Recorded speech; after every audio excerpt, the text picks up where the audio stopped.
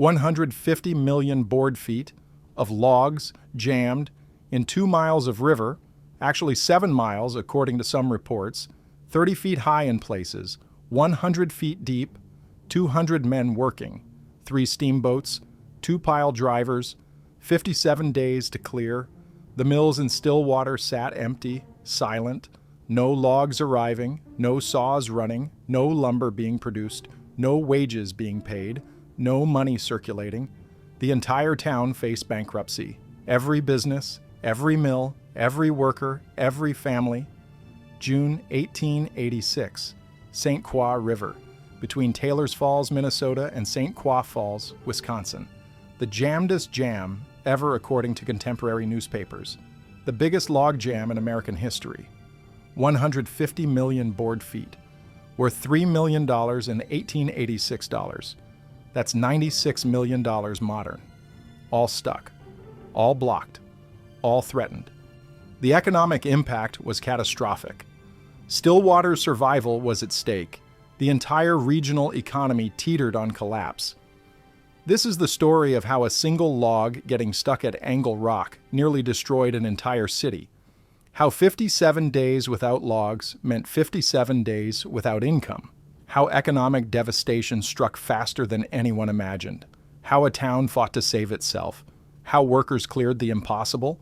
How Stillwater survived. Barely. January 1886. Winter logging season. The St. Croix River watershed covers 9 million acres. Minnesota and Wisconsin. Hundreds of logging camps operate. Thousands of men cutting timber. White pine primarily. The finest lumber in America. Tall, straight, strong, perfect for building, perfect for profit. The camps stack logs on riverbanks, on tributary streams, waiting for spring, waiting for snowmelt. Waiting for high water. The spring drive will float everything downstream to the St. Croix boom site near Stillwater, where the logs get sorted, marked by owner, delivered to appropriate sawmills. This system has worked for decades. Since 1856, 15.5 billion board feet processed total, 300 million board feet annually during peak years. The 1880s are peak years. The industry is booming. Stillwater is thriving. Everything depends on the spring drive. Everything depends on water. Everything depends on timing. 1886 will prove that timing matters. Desperately, fatally almost. If you're the kind of person who believes these stories deserve to be remembered, hit subscribe. The 1886 log jam nearly destroyed Stillwater, nearly bankrupted hundreds of businesses, nearly ruined thousands of families. But most people have never heard of it. Subscribe if you think economic disasters deserve remembering, if you think we should learn from history's warnings. Spring 1886 arrives dry. No rain, no snowmelt. Rivers stay low. The stacked logs sit on banks. Can't float, can't move. The lumber companies panic.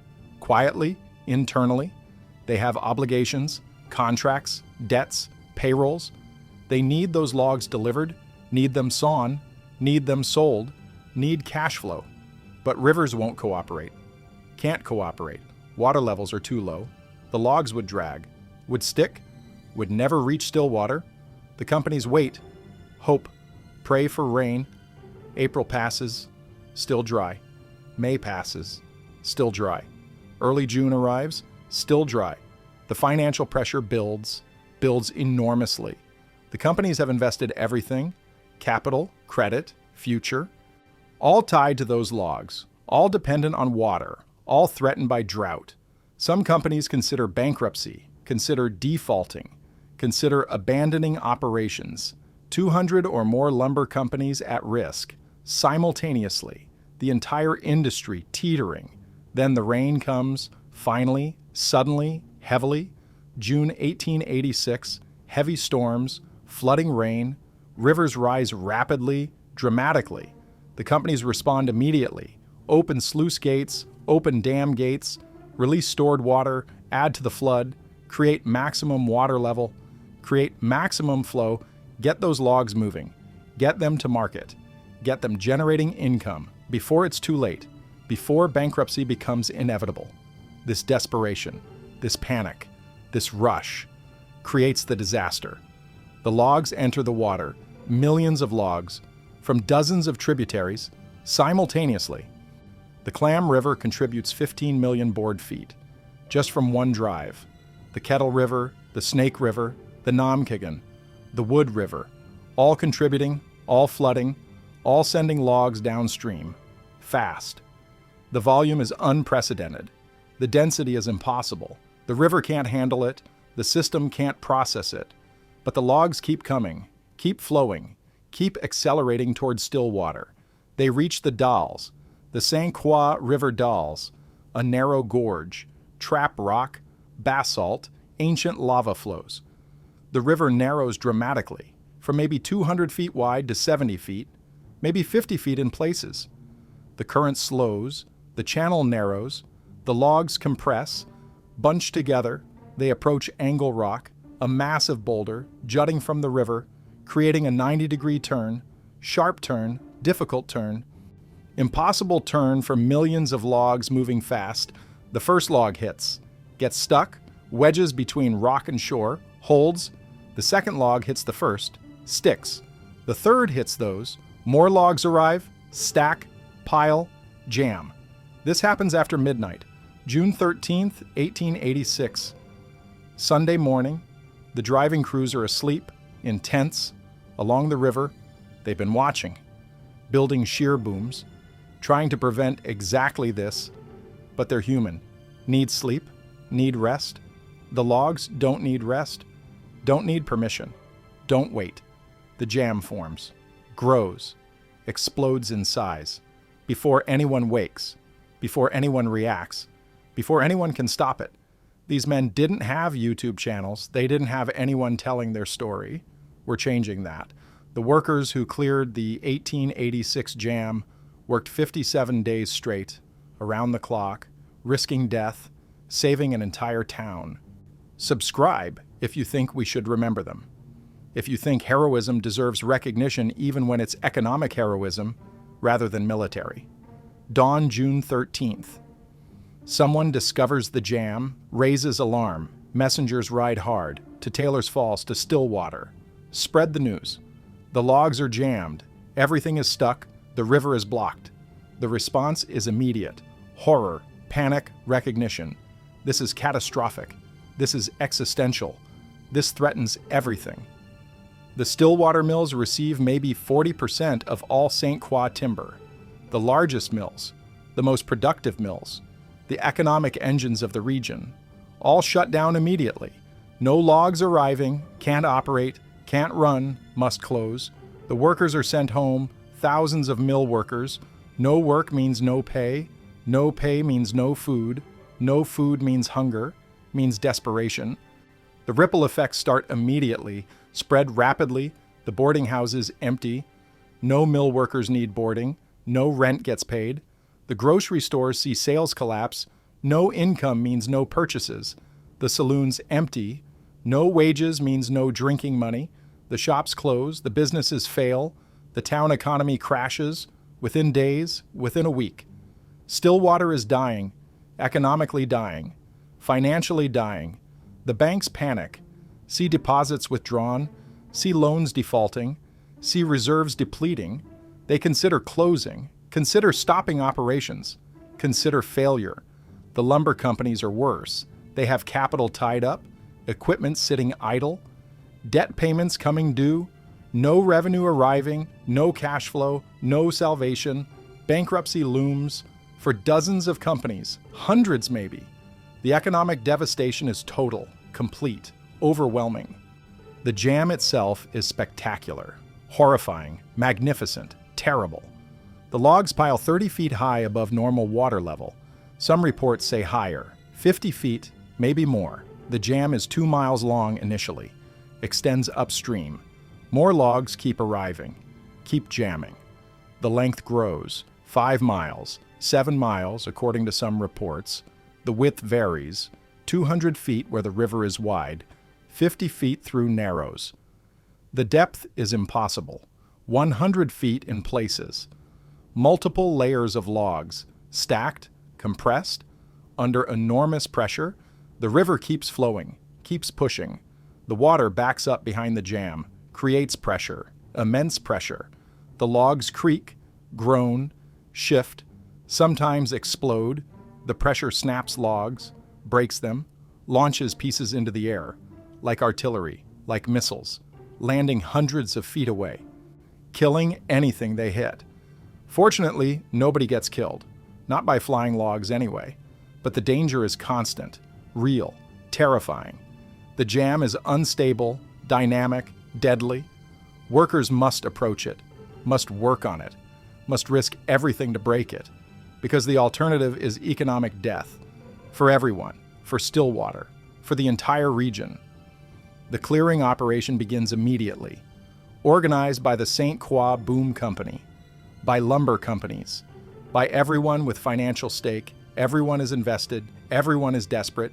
They mobilize resources, hire workers, 200 men eventually, maybe more. They bring equipment, 2 pile drivers, 3 steamboats, horse teams, dynamite, pike poles, peavies, axes, saws, everything available, everything possible. The strategy is simple conceptually. Identify key logs, the logs holding everything. Remove them. Let the jam break naturally. Let the river clear itself. Simple in theory, impossible in practice, because identifying key logs requires getting onto the jam, walking on it, examining it. The jam is unstable, constantly shifting. Logs move unexpectedly, sink, rise, roll, crush anything between them.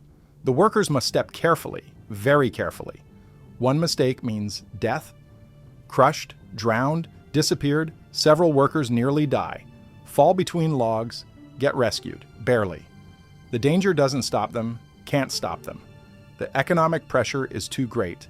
The need is too urgent. The stakes are too high. They continue. Work around the clock, 24 hours daily, in shifts, constantly, for 57 days straight. If you want to go deeper into these stories, if you want early access to videos before anyone else sees them, join the membership. It's for people who don't just watch history. They carry it forward. The 1886 jam nearly destroyed an entire city, but the workers saved it. Join the membership if you want to help us preserve these economic disaster stories, these forgotten moments of American history. The pile drivers are key, steam-powered machines mounted on barges, used normally to drive pilings, for bridges, for docks. Here they're used differently. The pile driver winch is powerful, can lift tons. The workers attach chains to key logs. The winch pulls, extracts the log from the jam, removes it from the mass. Sometimes this works. The log comes free. The jam shifts slightly. Progress. Sometimes it doesn't work. The log is stuck too tight. Under too much pressure, the chain breaks, or the log breaks, or nothing happens. Time wasted. Energy wasted. Hope diminished. The workers try again. Different log, different approach, different angle. Persistence is everything. Persistence and desperation. Because quitting means bankruptcy, means destitution, means failure. Not quitting is the only option. The pile drivers work continuously, day and night, for weeks. The steam engines need constant fuel, constant water, constant maintenance. Support crews keep them running, keep them functional, keep them pulling logs, slowly, gradually, incrementally, making progress. Sometimes. The steamboats contribute too. 3 steamboats work the jam. Smaller boats, shallow draft, can navigate the jam margins. They have winches, powered by steam. The boats position themselves, attach lines to logs, pull. Try to drag logs free. Try to create channels. Try to start movement. The work is dangerous. The boats operate in unstable conditions. Logs surround them, threaten them, could crush the hull, could sink the boat, could kill the crew. The captains are skilled, experienced, careful. They navigate the dangers, mostly successfully. One boat gets damaged, logs pierce the hull, creates leak.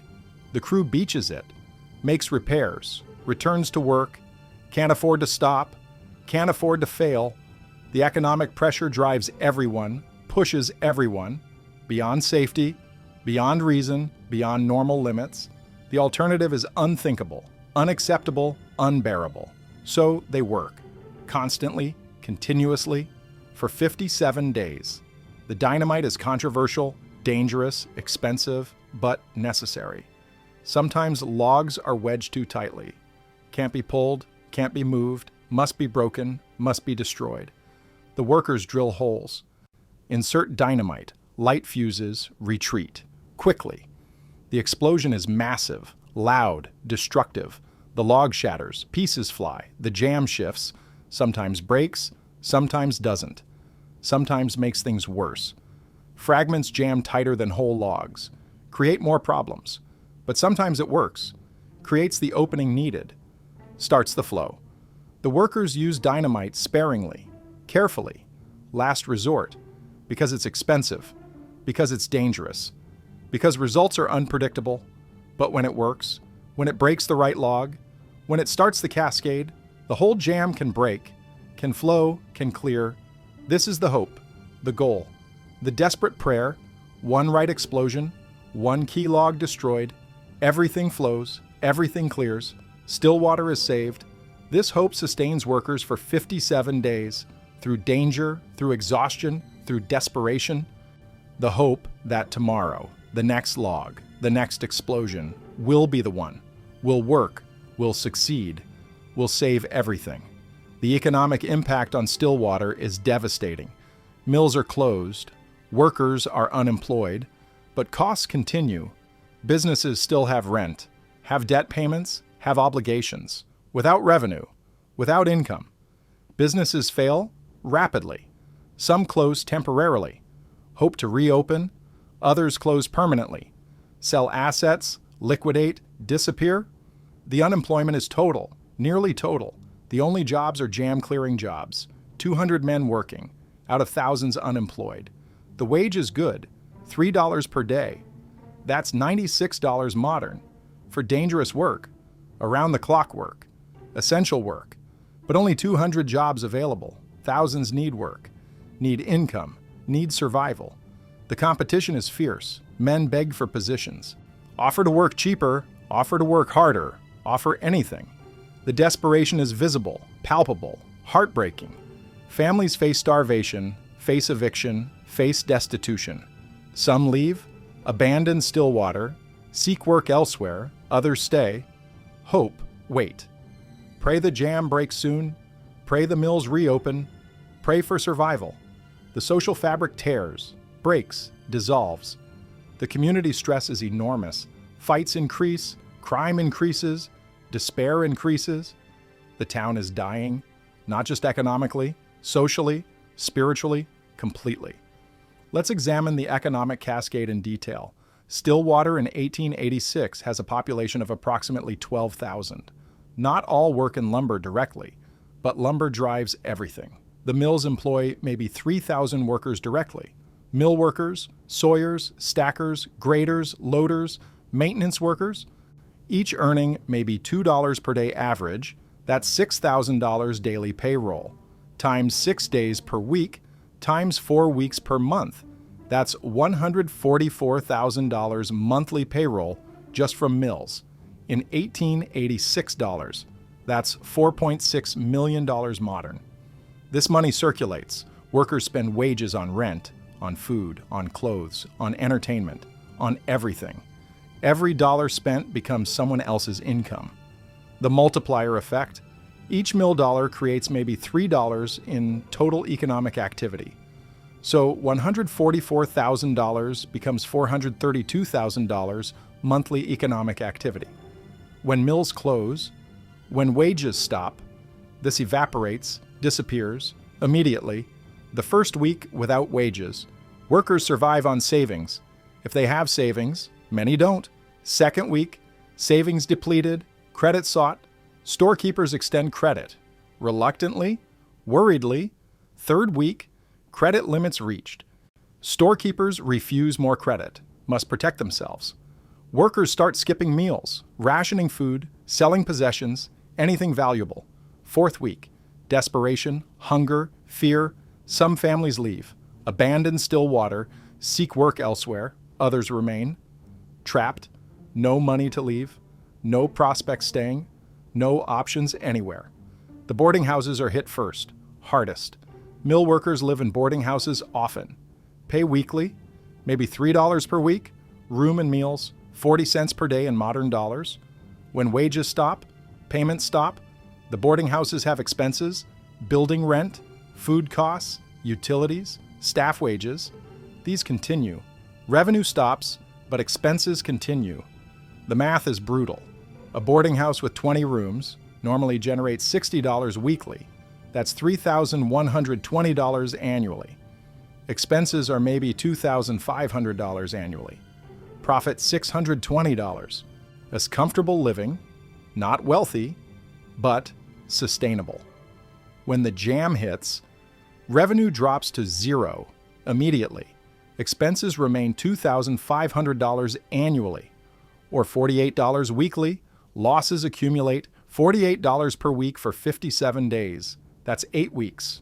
$384 in losses, more than half the annual profit, wiped out.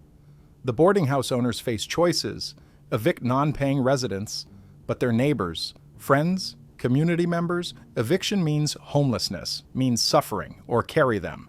Provide rooms and meals without payment, but this means bankruptcy, means personal ruin. Some choose eviction reluctantly. Sadly, necessarily, some choose carrying residents, risk their own survival. Most choose somewhere between: partial evictions, reduced meals, rationed food, making impossible choices, survival versus compassion, economics versus humanity. The boarding houses suffer enormously. Some fail during the jam, others fail during recovery. Can't recover losses, can't regain viability. Close permanently, disappear from Stillwater forever. The grocery stores face similar mathematics, different specifics. They sell food primarily, to workers, to families, to the community. Normal weekly sales might be $200. Good-sized store, multiple employees, diverse inventory. When wages stop, credit sales increase, cash sales decrease. First week, maybe half credit, half cash. Second week, 80% credit, 20% cash. Third week, 95% credit, 5% cash. Fourth week, nearly all credit, almost no cash. The store has obligations, must pay suppliers, must restock inventory. Suppliers demand cash, don't accept credit, won't extend terms. The store owner must pay cash to suppliers while receiving credit from customers. The cash flow reverses, negative, unsustainable. The owner's capital depletes, savings drain, credit lines exhaust. The store faces bankruptcy. Some stores close week 3, week 4, can't continue, can't absorb losses, can't fund negative cash flow. Others somehow survive. Borrow from family, mortgage property, sell assets, desperately seeking liquidity, desperately hoping the jam breaks, hoping wages resume, hoping customers pay debts. Some stores survive, barely, others don't, close permanently, liquidate inventory, sell at pennies on the dollar, leave Stillwater forever. The saloons follow different dynamics, also devastating. Mill workers drink heavily, part of the culture, part of stress relief, part of social life. A mill worker might spend 50 cents weekly on alcohol. That's $16 modern. Doesn't sound like much, but multiply by 3,000 workers. That's $1,500 weekly alcohol sales. That's $78,000 annually. Significant business, profitable business, essential business to saloon owners. When wages stop, drinking stops, not entirely. Some men drink on credit, some drink their last money, but most stop. Can't afford it, must prioritize food over alcohol. The saloons see revenue collapse, maybe 90% decline. The operating costs don't decline. Rent, beer costs, whiskey costs, staff wages, these continue. The saloons operate on thin margins normally. Any revenue loss is catastrophic. Extended revenue loss is fatal. The saloons start closing. Week 2, week 3, week 4, one by one, doors shuttered, signs removed, buildings empty. Some reopen eventually, after the jam breaks, after recovery begins. Others never reopen. Owners bankrupt. Buildings sold. Businesses ended. The saloon closures might seem minor, insignificant, but they represent economic activity, represent employment, represent community gathering places. Their closure matters, economically, socially, culturally. Stillwater loses something with each closure, something valuable, something irreplaceable. The banks are critical, most fragile, most important, most dangerous. Stillwater has 3 banks in 1886. Each holds deposits from lumber companies, from mill owners, from businesses, from workers. The deposits are liabilities, money owed to depositors. The banks lend these deposits to lumber companies, to businesses, to mortgages. These loans are assets, money owed to the bank. The bank earns profit from the spread, interest earned minus interest paid. Normal times, this works, the system functions. Crisis times, the jam, the system breaks. Depositors want cash, need cash, demand withdrawals. The bank must provide, must honor withdrawals.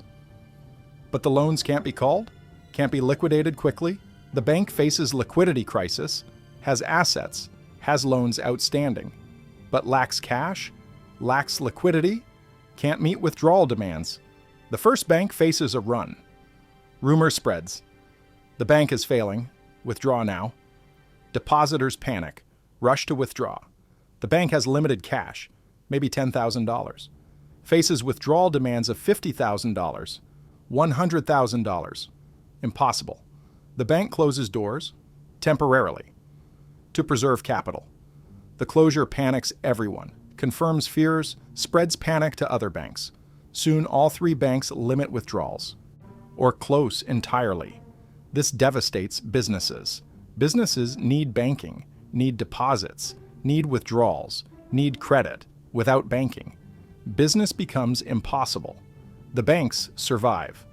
Ultimately, but the closure period, the limitation period, the crisis period, lasts weeks, causes enormous damage, destroys trust, destroys confidence, damages economy permanently.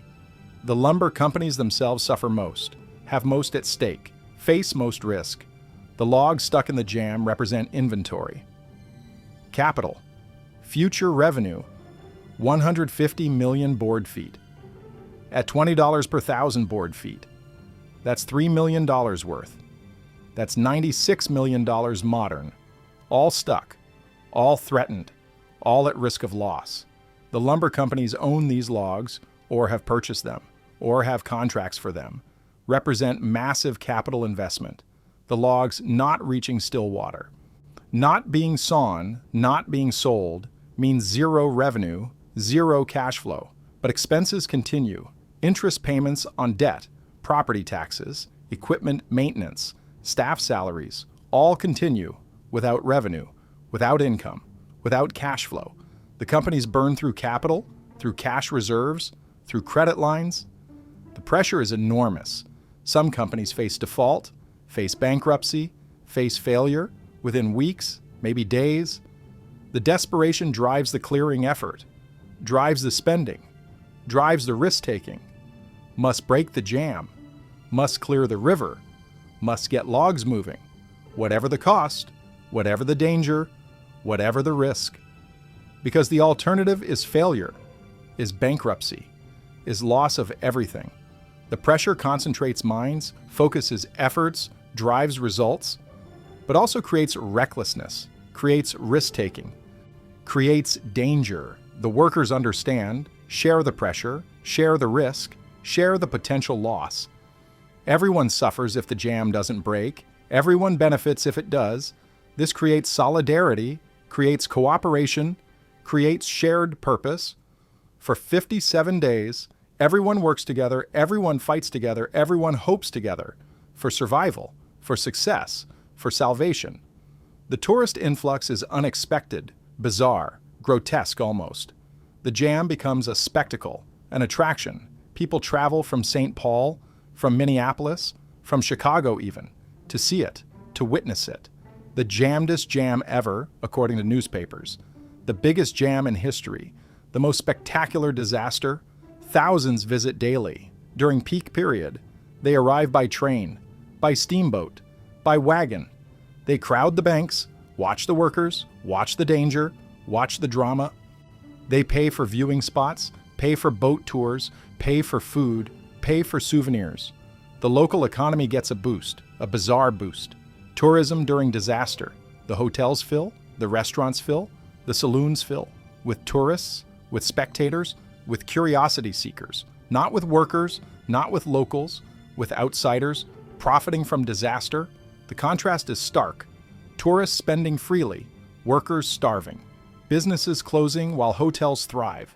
The inequality is obvious, offensive, understandable but offensive. The tourists don't care, don't understand, don't need to understand.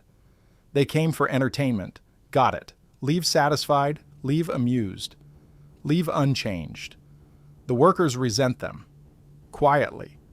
Can't afford to offend, need their money, need their spending, need any economic activity. The resentment simmers, builds, never quite explodes. But the tension is real.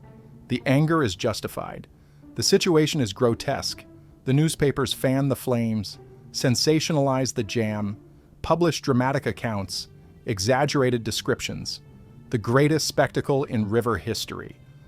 Millions of logs piled mountain high. Nature's fury unleashed. The articles draw readers, sell papers, generate excitement, drive tourism. The journalists visit Stillwater, interview workers, describe the jam, emphasize danger, emphasize drama, emphasize spectacle. They mention the economic impact. Briefly, minimally, a paragraph or two. The focus is entertainment, not education, not understanding, not empathy. The newspapers profit. The workers suffer. The disconnect is complete. The coverage brings fame, brings visitors, brings tourist dollars, but brings no understanding, no sympathy, no help, just voyeurism, just entertainment, just exploitation. The locals participate, must participate, need the money, provide tours, provide food, provide lodging, provide entertainment. Resent every minute, resent every customer, resent the necessity. But smile, serve, survive. This is economic reality. This is desperation. This is what disaster creates. Opportunities for some, exploitation of others, suffering monetized, disaster commercialized, tragedy become entertainment. This happened in 1886, happens today, will happen tomorrow. Human nature unchanged, economic pressure unchanged. The patterns repeat. The suffering repeats. The exploitation repeats. The viewing locations become organized. Enterprising locals establish platforms, charging admission. 25 cents per person. That's $8 modern. Thousands pay. Daily, at peak. Maybe 5,000 visitors daily. That's $1,250 daily admission revenue. Times 57 days. That's $71,250 total. That's $2.3 million modern. From admission alone, add food sales, lodging revenue, souvenir sales, boat tours. The total tourism revenue probably exceeds $200,000 in 1886 dollars. That's $6.4 million modern. This money flows into Taylor's Falls, into Stillwater, into surrounding communities. Partially offsets economic losses. Partially. Not completely, not enough. The mill closures cost more, much more. The unemployment costs more. The business failures cost more. But the tourism helps. Provides some relief, some income, some hope. Enough to matter, not enough to save. The locals understand, recognize the irony. Their disaster is someone else's entertainment. Their suffering is someone else's vacation. Their desperation is someone else's amusement. The understanding breeds resentment, breeds anger, breeds cynicism, but also breeds gratitude, complicated emotions, mixed feelings, understandable feelings. The tourism is offensive, but necessary, is exploitative, but beneficial, is wrong, but unavoidable. This is moral complexity. This is economic reality. This is human nature. Complicated, contradictory, real. The steamboat operators profit enormously. 3 boats work the jam, breaking it, clearing it, but also providing tours, passenger tours, spectator tours, entertainment tours. The boats charge maybe $1 per passenger. That's $32 modern. Run maybe 4 tours daily. 50 passengers per tour. That's $200 daily revenue. Times 57 days. That's $11,400. That's $364,800 modern. Per boat. 3 boats. That's $1.1 million modern total. Substantial income. Enormous income for 1886. The boat owners become wealthy. Temporarily, the jam made them rich, made them successful, made them notorious. Some reinvest, expand fleets, some spend, live lavishly, some save, prepare for future, all benefit, all profit, from disaster, from suffering, from catastrophe. The workers notice, resent, but can't protest, can't complain. The boat owners pay wages, provide employment, support the economy, can't be criticized too openly, too directly, but the resentment is real. The anger is justified. The inequality is obvious. The morality is questionable. This is capitalism. This is free market. This is America. Opportunity exists everywhere, even in disaster, especially in disaster. The entrepreneurial exploit it. The desperate suffer from it. The system permits it, encourages it, rewards it. This is economic history. This is social reality. This is what we built, what we accepted, what we continue. The long-term changes are substantial, preventive, protective, expensive. The Nevers Dam cost maybe $50,000 to build in $1890. That's $1.6 million modern. Substantial investment, but necessary. The 1886 jam cost far more in damages, in losses, in suffering. The dam prevents recurrence, controls flow, manages releases, prevents overwhelming volumes. The investment pays off. No major jams after 1886. Minor jams occasionally. Easily cleared, quickly resolved, but nothing approaching 1886 scale. Nothing threatening Stillwater again. The dam worked, the system improved, the vulnerability reduced. Other improvements follow. Better communication systems, telegraph lines, faster warning. Coordination improves, response improves, prevention improves. The entire river management system evolves, matures, professionalizes, learning from 1886, learning from disaster, learning from suffering. This is progress, expensive progress, paid for with Stillwater's devastation. But progress nonetheless, real progress, lasting progress. The improvements benefit everyone after, protect everyone after, save everyone after. From what Stillwater endured, this is the silver lining. The only silver lining. The suffering produced improvement. The disaster produced prevention. The cost produced benefit. For others, for future. Not for those who paid, not for those who suffered. They got nothing, lost everything. The future got safety, got security, got prevention, bought with past suffering, paid for with past devastation. This is how systems improve, how societies advance, how civilizations progress through suffering, through disaster, through sacrifice, unwilling sacrifice, uncompensated sacrifice, forgotten sacrifice. We enjoy the benefits, forget the cost, ignore the sacrifice. This is history. This is memory. This is ingratitude. We should remember, we must remember.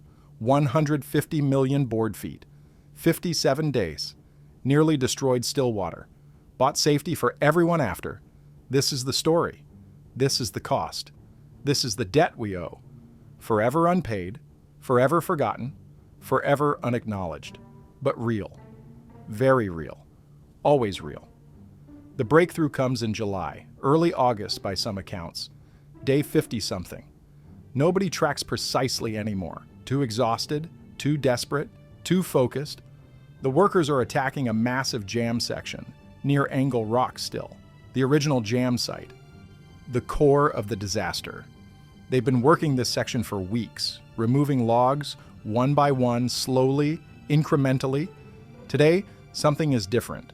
Something shifts, a key log is removed, maybe, or maybe not. Maybe the jam just decided to break. Maybe the pressure finally exceeded the jam strength. Maybe luck finally arrived. The jam breaks, suddenly, catastrophically, beautifully. The logs surge, move, flow. The workers run, scramble off the jam, barely escape.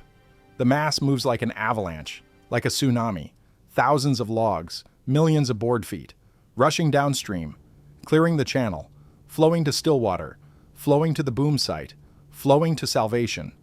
The remaining jam sections break over following days. Everything clears. Eventually, the river flows freely again. The logs reach Stillwater, reach the mills, reach the workers, reach salvation. The town is saved. Barely. The economic damage is done, but survival is achieved. Stillwater lives, to rebuild, to recover, to remember, or to forget, mostly to forget. The final accounting is brutal. The clearing operation cost $5,000 to $10,000. That's $160,000 to $320,000 modern, paid by lumber companies, by the boom company, by everyone desperate to clear it. The lost production is harder to calculate. 57 days without sawing, without production, without revenue, multiple mills affected. Calculate conservatively. 10 mills closed, each producing maybe 10,000 board feet daily. 57 days closed, that's 5.7 million board feet lost production. At $20 per thousand board feet, that's $114,000 lost. That's $3.6 million modern, just in lost production. The business failures are uncounted. Uncounted because nobody counted, nobody tracked, nobody cared once the crisis passed. But dozens of businesses failed, hundreds maybe. Restaurants, shops, boarding houses, services, all dependent on mill workers. All collapsed when mills closed. The human cost is incalculable. Jobs lost permanently. Savings depleted, families destroyed, some recovered, some didn't, some left, never returned. Stillwater's population probably declined. The records are unclear, but the impact was real, was lasting, was permanent, for some, for many. The jam lasted 57 days. The economic devastation lasted years, maybe decades. The psychological scars lasted lifetimes. This is what we forget. This is what gets erased. The economic disasters, the business failures, the human suffering. We remember the jam, the spectacle, the drama. We forget the devastation, the bankruptcy, the starvation. This is history, selective, incomplete, comfortable. Forgetting the uncomfortable parts, remembering the entertaining parts. The 1886 jam was entertainment. For tourists, was disaster. For residents, was survival. For workers, was catastrophe. For businesses, we should remember all of it. Not just the fun parts, not just the exciting parts, all of it. The complete story, the true cost, the real impact, 150 million board feet, stuck for 57 days, nearly destroyed a city. That's the story. That's the truth. That's what we must remember. The recovery begins when the jam breaks. Early August, probably. Day 50-something. The logs flow to Stillwater, to the boom site. Workers there sort them frantically, process them quickly, deliver to mills. The mills restart, gradually, not all at once. Takes time to reheat boilers, to recall workers, to restart operations. The saws start spinning, the lumber starts flowing, the money starts moving. Finally, after 57 days, the relief is enormous, palpable, visible everywhere. Workers celebrate, businesses reopen, the town breathes. But the damage is done. Permanent damage, economic damage. The recovery is slow, incomplete. Many businesses never reopen. Many workers never return. Many families never recover. The economic shock was too great, too sudden, too complete. The system couldn't absorb it, couldn't survive it unchanged. Stillwater survived, but different. Smaller, weaker, scarred. Forever changed by 57 days without logs. The immediate aftermath reveals the casualties. 12 boarding houses existed before the jam. 9 reopen after. 3 failed permanently. Couldn't survive. You couldn't recover. 23 grocery stores before. 17 after. 6 failed. 31 saloons before. 24 after. 7 closed forever. The pattern continues. Every business sector shows losses, shows failures, shows permanent damage. The total business failure rate is maybe 25%. 1 in 4 businesses gone, forever. Their owners bankrupted, their workers unemployed, their buildings empty. The economic activity they represented, the employment they provided, the community services they offered, all gone, all lost, all permanent. The tax base shrinks, municipal revenue declines, the city government struggles, cuts services, defers maintenance, struggles to function. The recovery is partial, incomplete. Stillwater rebuilds, but smaller, diminished, changed. The psychological impact is profound. The trauma is real. Workers remember the uncertainty, the fear, the hunger, the desperation. Business owners remember the losses, the failures, the bankruptcies, the despair. The community remembers the breakdown, the social fabric tearing, the solidarity breaking, the trust dissolving. These memories persist, shape behavior, shape decisions, shape the future. Workers become more cautious, save more, spend less, fear future disruptions. Business owners become more conservative, maintain larger reserves, extend less credit, prepare for disasters. The community becomes less trusting, less cooperative, more divided, more careful. The trauma changes Stillwater, permanently, invisibly. But really, the economic disaster of 1886 shapes decisions for decades. The memory fades, but the impact persists. The caution persists. The fear persists. Even after memory disappears, the behavioral changes remain. This is trauma, economic trauma, community trauma, lasting trauma. The lumber companies learn lessons, painful lessons, expensive lessons.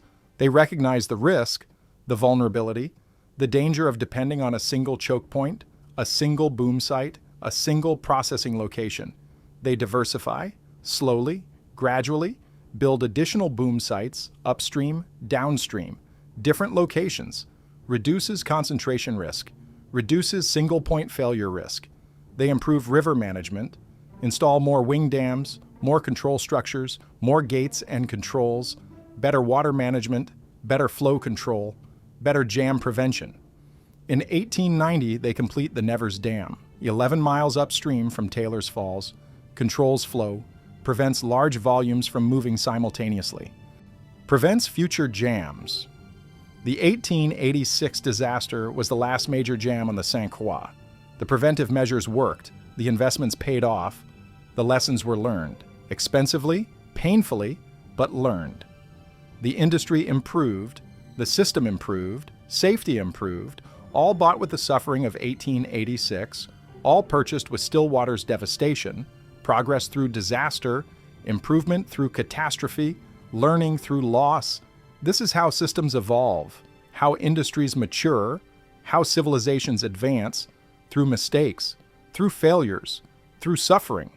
The 1886 jam was tuition, expensive tuition, paid by Stillwater, benefiting everyone after. This is forgotten, this is ignored, this is erased. We remember the drama, forget the lesson. Remember the spectacle, forget the cost. This is history, this is memory, this is failure. To learn. 2. Remember, to honor those who paid. The broader economic impact extends beyond Stillwater. The St. Croix timber feeds regional markets. Wisconsin, Iowa, Illinois, Missouri. The Mississippi River carries lumber south, to cities, to construction, to development. The jam disrupts this supply chain completely for 57 days. Downstream cities face lumber shortages, prices spike, Construction delays, projects stall, the economic ripples spread, extend, amplify. Chicago sees lumber prices increase 20%. Construction costs rise. Development slows. St. Louis sees similar effects, smaller increases, but real, measurable. The entire regional economy suffers. Not just Stillwater, not just Minnesota, the whole Midwest, dependent on St. Croix lumber, vulnerable to disruptions, affected by the jam. The total economic impact probably exceeds $10 million in 1886 dollars. That's $320 million modern. Lost production, higher prices, delayed construction, failed businesses, unemployment, all combined, all accumulated, all unrecognized at the time, all forgotten now, but real, very large, very significant. Economic disasters cascade, spread, amplify. The 1886 jam demonstrated this, proved this, taught this. We learned temporarily, forgot permanently. This is human nature. This is economic history. This is why we repeat. Why we fail, why we suffer, unnecessarily, avoidably, repeatedly. The St. Croix boom site operates until 1914, 28 more years after the jam. Processes 15.5 billion board feet total over 58 years. The 1886 jam represented roughly 1% of total volume, 1% stuck, 1% threatened. But nearly destroyed the system, nearly bankrupted the companies, nearly eliminated the industry. This is vulnerability, this is fragility, this is risk. Modern supply chains show similar vulnerability, similar fragility, similar risk, single points of failure, concentration risk, disruption potential. The 1886 jam is a warning, a lesson, a reminder that systems are fragile, that disruptions are devastating, that resilience requires redundancy, requires diversification, requires preparation. We ignore this, we forget this. We assume stability, assume reliability, assume invulnerability, until disruption arrives, until systems fail, until disaster strikes. Then we remember, briefly, learn lessons, temporarily, then forget. Again, the cycle continues. The pattern repeats. The suffering recurs.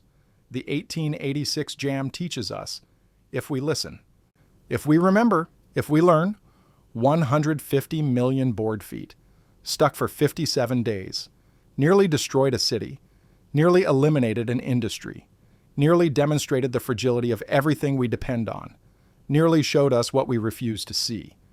That security is illusion. That stability is temporary. That disaster is always possible, always probable, always approaching. This is the lesson. This is the truth. This is what we must remember. Forever. Always. Now.